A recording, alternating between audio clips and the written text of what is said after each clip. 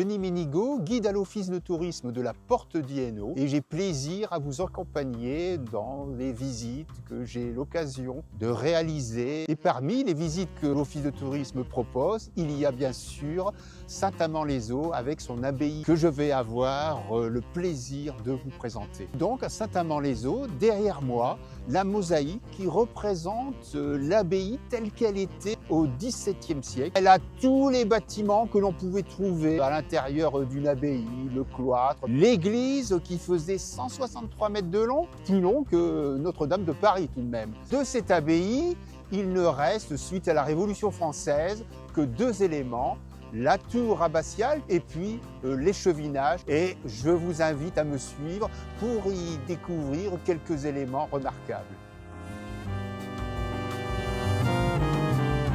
Et donc me voici devant cette fameuse tour abbatiale, un véritable catalogue des différents ordres gréco-romains, une bande dessinée qui évoque tout l'aspect religieux du bâtiment. On va retrouver sur la droite celle du moine Amand, et le moine regarde le serpent qu'il a vaincu et qui s'enroule autour d'une des tours. Ce symbole, on va le retrouver en haut de la tour, dans le décor reptilien, avec 8 serpents lovés qui entourent cette tour.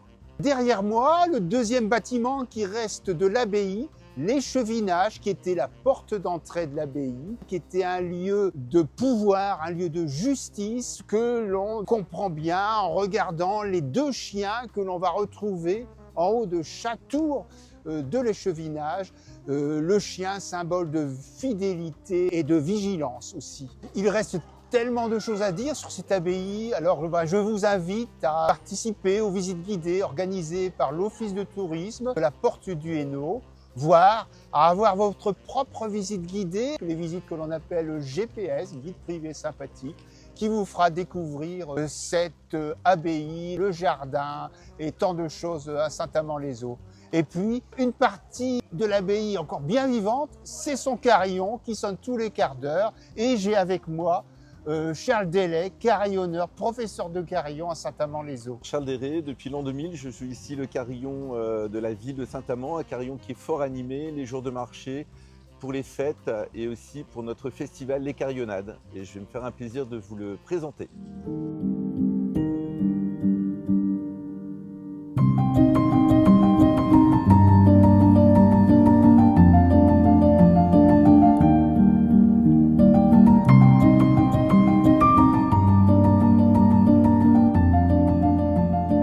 Alors nous sommes arrivés presque au sommet de la tour, 365 marches, donc les carillonneurs sont en général très sportifs. Et je voulais vous montrer des inscriptions. C'est mes prédécesseurs. À la création de l'abbaye, un moine était chargé d'animer le carillon et à partir de la Révolution française, le carillonneur de la ville de Valenciennes est venu jouer à Saint-Amand tous les jours de 11h30 à midi pour prévenir les habitants que l'heure du repas approchait.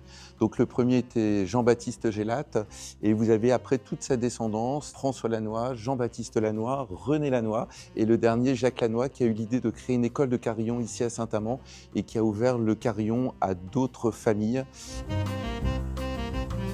Alors nous sommes ici au niveau de la chambre du carillonneur avec le clavier qui ressemble beaucoup à un clavier de piano avec les touches blanches, les touches noires. Connaissez-vous l'origine du carillon? C'est d'abord une cloche qui était la cloche de la ville. Donc quand le maire avait des choses à dire, on sonnait la cloche, la ville était attaquée, on sonnait la cloche, pour prévenir d'un incendie, on sonnait la cloche et la cloche était aussi un repère dans le temps. Quand il était 3 heures, on entendait 3 coups. Mais les gens n'étaient pas toujours concentrés sur le premier coup. Donc quelqu'un a eu l'idée de créer une petite ritournelle, une petite musique pour prévenir que l'heure allait sonner. Et la plus connue, c'est la sonnerie de Big Ben.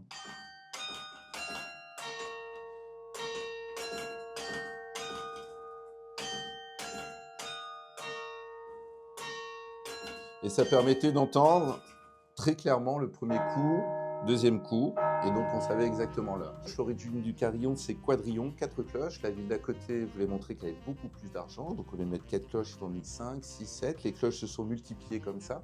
Au fur et à mesure, il y avait tellement de cloches que les cloches étaient de plus en plus justes, donc quelqu'un a eu l'idée de créer un grand piano de cloches, et le carillon est né comme ça.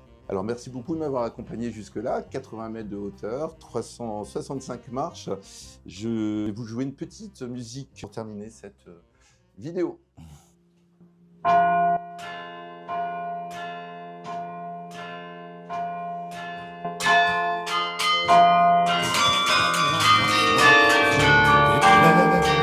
Autour d'elle et moi le silence se fait, mais elle est ma préférence à moi. Je le sais, on ne me croit pas fidèle à ce qu'elle est, et déjà vous parlez d'elle à l'imparfait, mais elle est ma préférence à moi. Alors, avez-vous deviné que ma préférence à moi, c'est de jouer du carillon?